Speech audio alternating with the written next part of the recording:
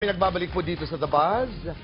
Hindi po lingid sa inyong kaalaman sa ating mga kaibigan dito sa studio at saka sa lahat ng nanonood po ng The Buzz na sobrang ingay po yung kontrobersiya na bumulaga sa ating lahat nung mga nakaraang araw na may kinalaman po sa pamilyang Barreto. Last week, I remember saying that it will take a lot for Gretchen to break her silence. Pero siyempre, makakasama po natin si Gretchen ngayong araw at saka next week at sa mga iba pang pagkakataon dito sa The Buzz dahil bahagi na si Gretchen ng pamilyang The Buzz. Ito'y walang plano po mga kaibigan. We don't know what to say, but since Gretchen is here, tatanungin namin siya, tinatanong ka namin, Gretchen, would you like to say something? Whatever you want, we will respect. Alam namin na inaabangan po ito ng sambayanan. What do you want to say?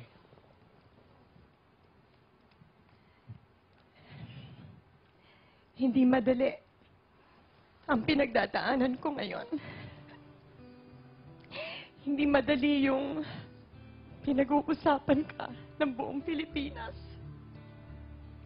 Hindi madaling pakinggan yung pinagdaanan ko, yung childhood ko.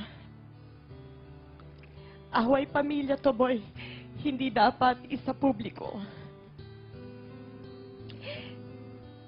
It took so long for me to learn so many things.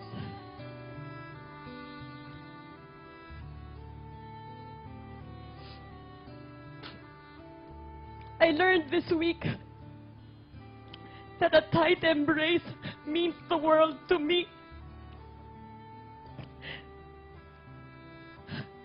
I learned that marami din palang nagmamahal sa akin. I also learned that life is not perfect and I can't have everything.